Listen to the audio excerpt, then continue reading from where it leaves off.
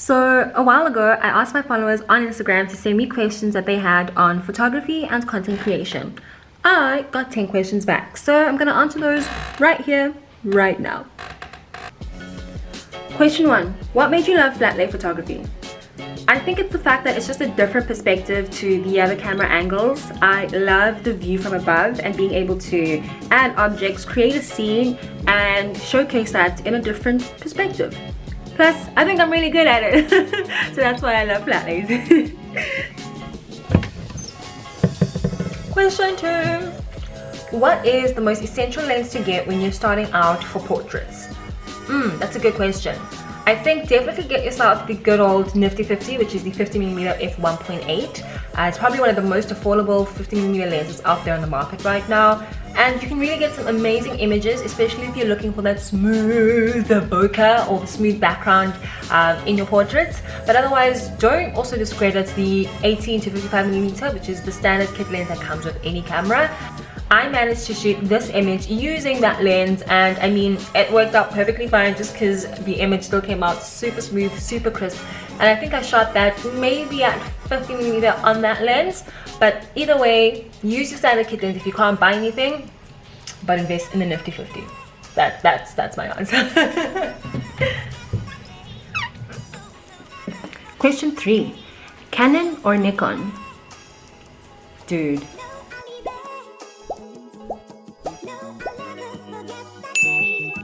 Also, is it Nikon or Nikon? Nikon? Nikon. Nikon. Nikon. Nikon. Okay, no, that's not working out for me. What lens do you use when shooting flat lays? I typically use the 80 to 55mm when I'm using my Canon DSLR. And I usually will photograph my flat lays between 18 to 25mm.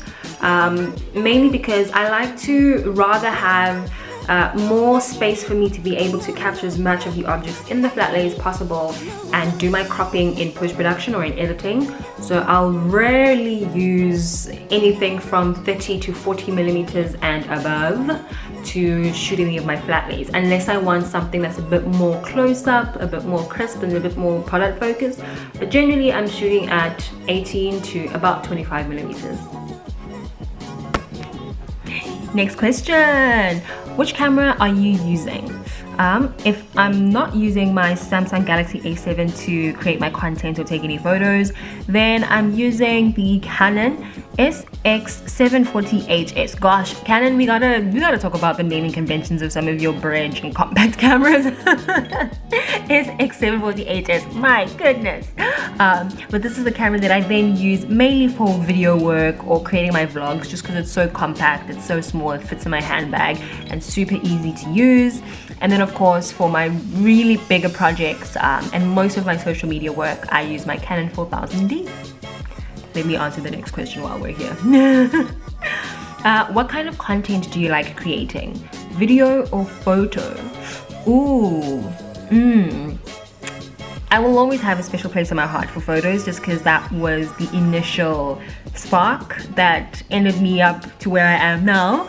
I love photos. I love taking portraits. I really do love flat lay photography. So photos is just something that will naturally and forevermore hold a place in my heart in terms of what I really love to create. But I'm really also enjoying creating video content now. You know, my YouTube channel, I love to do these tutorials on flat lays.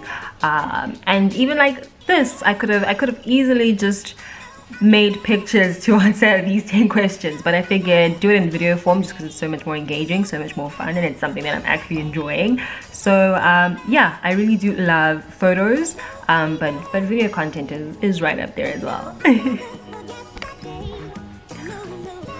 Is it better to shoot portrait or landscape mode?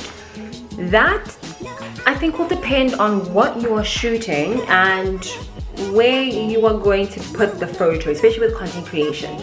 I know that if you're going to shoot either a person or like a model, a subject, then naturally you want to shoot portrait mode. You want to capture as much of the individual as possible. And I think one of the rules when it comes to actually shooting portrait mode, remember the rule of thirds, and also try not to crop people out at their joints because it looks very awkward.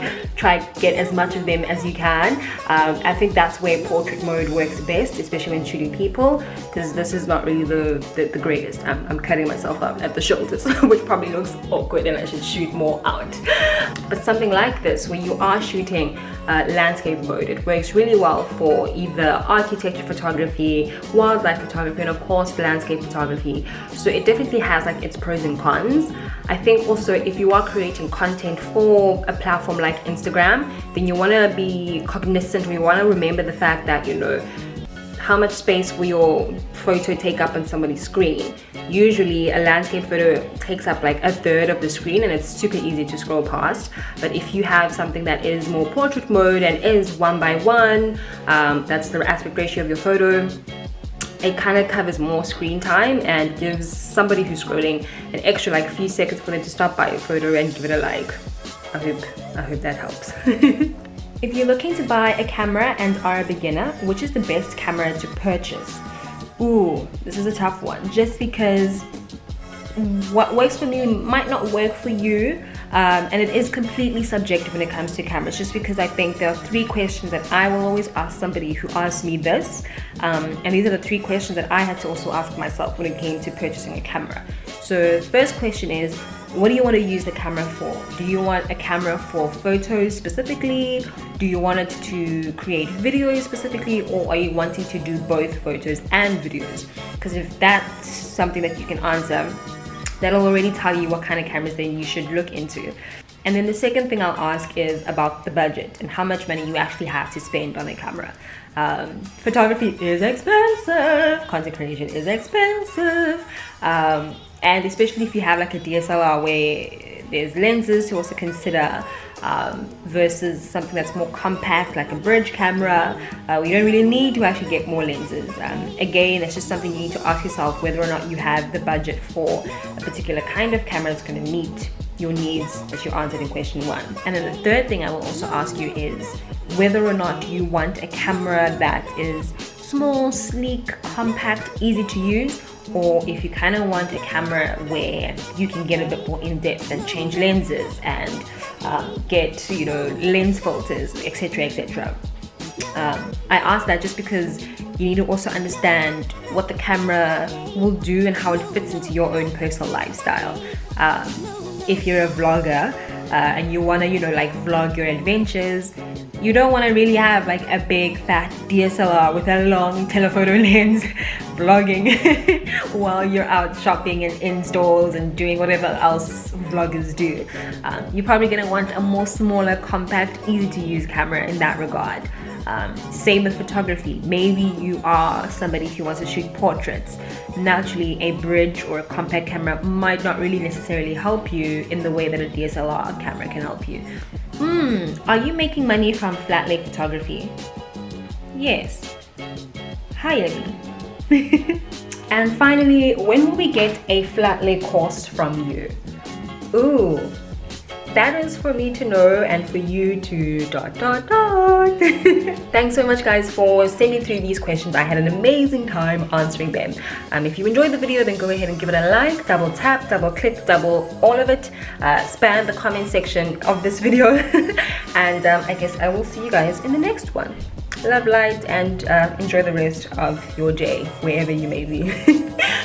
Bye.